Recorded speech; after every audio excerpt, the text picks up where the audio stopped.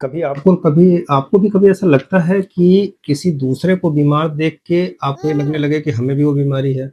जी sir, देखेंगे किसी को तो लगेगा कि वो हमें हो रही है ठीक है। बीमारी। और कई बार ऐसा भी होता है कि जो मैम हैं अनुपमा जी, वास्तव में ये एक ऐसी कंप्लेंट से सफ़र करें जिसके लिए ढेर सारे एमआरआई, ये सारे रिपोर्ट्स हैं कि आप देख सकें।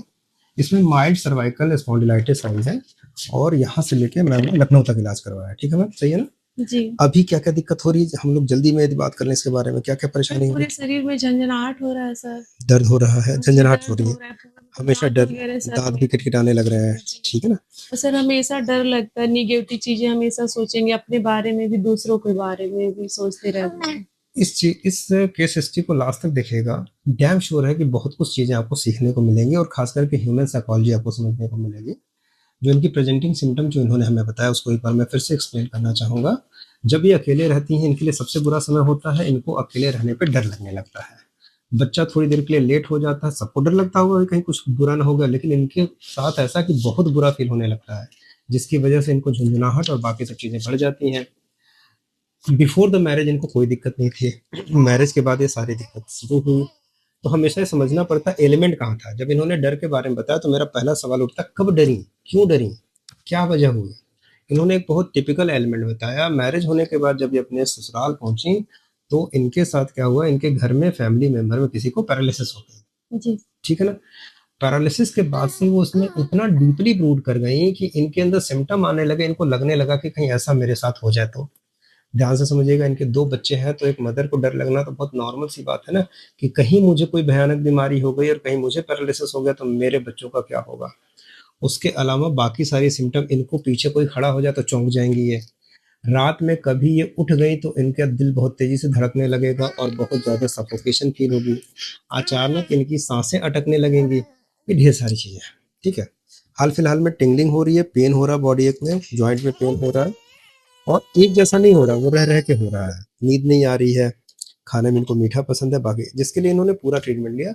और सबसे अजीब सी बात है, लास्ट वाले डॉक्टर ने देखने के बाद इनसे क्या बोल दिया, साइकियाट्रिक ओपिनियन देने के लिए। जी सर। ठीक है? होम्योपैथी इतनी ब्यूटीफुल साइंस है।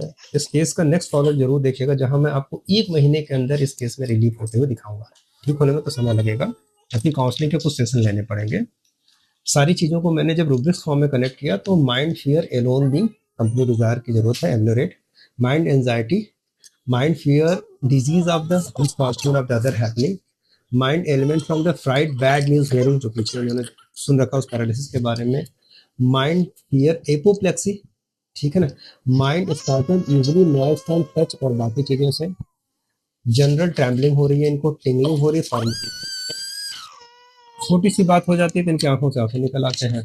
इसके अलावा ड्रीम्स इनको पूरी रात आते हैं और इसके अलावा मुंह में इनके सूखेपन की फीलिंग होती है, अलग सूखने लगता है पानी के पास, ठंडी ज़्यादा लगती है, वीकनेस हो रही है, इनको स्वीट्स की डिज़ायर, ये सारे केस को रिपोर्ट मेरे दिमाग में पहले, जब तक मैंने केस रिपोर्टराइज नहीं किया था, तो इग्निशिया और एकोनाइट चल रही थी।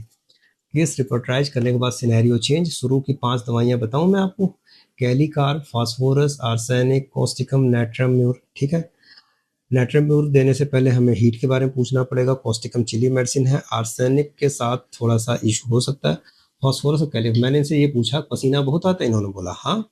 सबसे ज़्यादा पसीना कहाँ से आता है? पीठ से। अचानक कमजोरी लगने लगता है? हाँ। रिपोर्टराइजेशन में फर्स्ट नंबर पे कैलिकार आ रही। कैलिकार डीप रूटिंग मेडिसिन है, डीप एक्टिंग मेडिसिन है, इसीलिए मैं इसको सेंटेसिमल स्केल में यूज़ नहीं करूँगा, ठीक है? अगला वीडियो ज़रूर देखिएगा। होम्योपैथी से ये सब केसेस बहुत प्यार और इत्मीनान से सही होते हैं। कोई साइड इफ़ेक्ट कॉज़िंग ड्रग्स की ज़रूरत नहीं है, किसी और दवा की ज़रूरत नहीं है। बस इनको हमें ये बात समझानी है कि दुनिया में जो होना है उसको आप रोक नहीं पाएँगी। जब ये आदमी मान लेगा तो डर अपने आप चला जाएगा, वो वैसा ही है ना? जी सर। हमें डर क्यों लग रहा है? क्योंकि हम अपने बच्चे के लिए अफेक्शनेटेड हैं, हम अपने हस्बैंड के लिए अफेक्शनेटेड हैं, जी हम सर। अपने लिए बहुत केयरिंग हैं, हमें हो गया तो क्या होगा? क्यों? क्योंकि हमारा बच्चा खड़ा है, मेरा इंतज़ार कर रहा है। जी। तो जब ये बात मरीज को समझानी पड़ती है, दुनिया में कुछ भी रोका नहीं जा सकता है। जो आगे होने वाला है वो भी गॉड को मालूम है, आपको नहीं मालूम है। तो एवरीथिंग इज़ प्रेडिक्टेड। ये अलग बात है कि आपको भी नहीं मालूम है, मुझे भी नहीं मालूम है। तो ऐसी चीज़ें जो प्रेडिक्टेड हैं, जिसके बारे में आप कुछ कर नहीं सकते हैं, तो आप क्यों परेशान हो? Why the anxiety?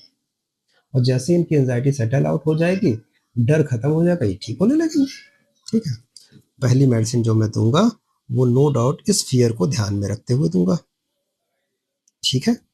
दूसरी मेडिसिन जो दूंगा उसको फॉलो अप करने के लिए दूंगा, और बाकी मैं ऑर्गेनिक मेडिसिन पे रखूंगा। ठीक है, मतलब बहुत मिनिमम दवाई चलेंगे। नेक्स्ट फॉलोअप का जरूर वेट करिएगा, जब आपको हमें दिखाएंगे कि कितना प्यार से ऐसे केसेस सही होते हैं। Thank you very much. इस तरह का किसी और के साथ भी हो रहा हो, डॉक्टर को दिखाते दिखाते परेशान हो गया हो और वास्तव में रिपोर्ट में ज़्यादा कुछ ना रहा हो, तो homeopathy is the better option. Thank you very much. Doctor Atul Kumar Singh Niramaya homeopathy से। मिलेंगे अगली बार किसी और नए केस के साथ, जहाँ ये बताने की कोशिश करेंगे कि कितना आराम से ठीक होता है। फॉलोअप के केसेस को जरूर देखा करिए आप लोग। Thank you.